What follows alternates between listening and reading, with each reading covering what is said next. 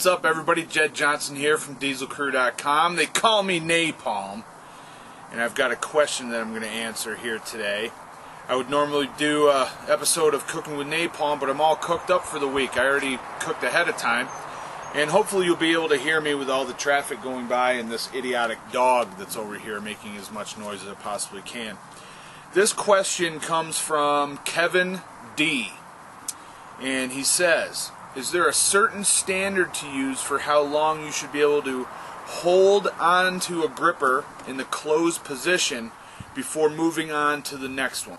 Kevin is a trainer and strength coach, so it doesn't surprise me that he thinks about this in this way.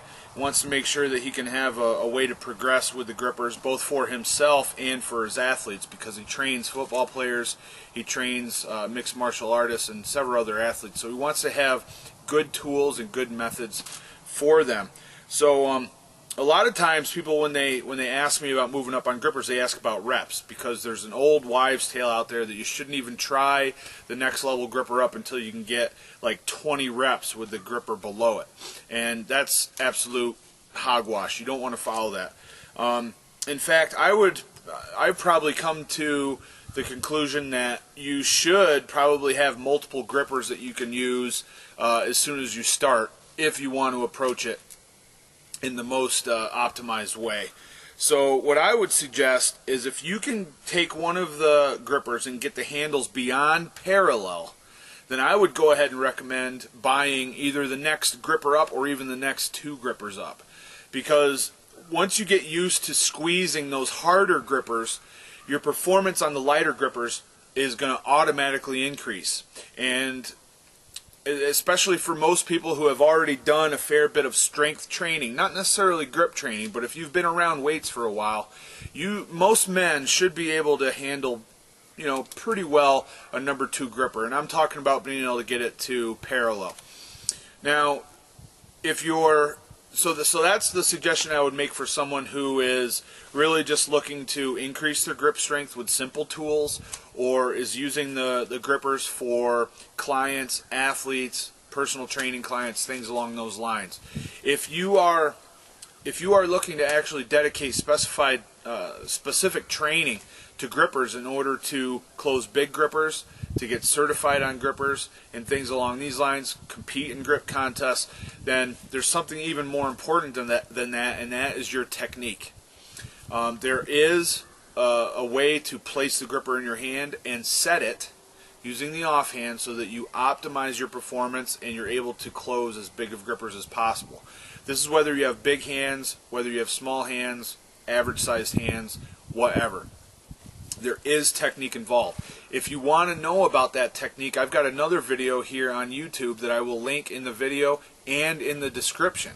And if you want even more formal training on technique and drills that you can do in your training, I've got a full-length double DVD that you can check out. I will also put that in the video and in the description box. That resource is called Crush, Total Gripper Domination. If you feel that your technique is already pretty darn good and it just feels like you need, more of a structured plan for your gripper training, then what I would recommend there is my program Cadence-Based Training, which, like I said earlier, I think holds is a much better way to train than just going for a bunch of repetitions. So the program that I wrote is actually based around holds with the gripper.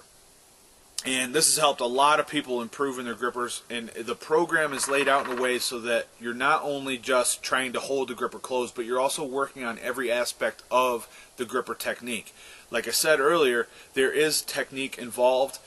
There's several portions of the gripper sweep, and you've got to be strong throughout all of those portions in order to perform well on grippers. So with cadence-based training, which I will link in the video and in the description below, you can focus on each one of those parts. So I think that pretty much covers everything. But yeah, if you can just break beyond parallel with the gripper, say number 1 gripper, I would go ahead and buy 1.5 and 2. And if you can break parallel with a 2, I would go ahead and get 2.5 and 3, and so on and so forth. If you have any other questions on grippers, I'm happy to answer them. This seems to be a very, very popular topic lately, and feel free to shoot me your questions, and I will answer them whenever I can. And before I go, I encourage you to check out Concrete. It's a product by Promera. We just worked with these guys at the Arnold Classic here in March. Outstanding group of guys. The company is awesome. They really took care of us. Really appreciate it. So I wanted to wear their shirt during this video and send them your way. Thanks a lot, everybody. All the best in your training. Be sure to subscribe, and I'll catch you in the next video. Take care.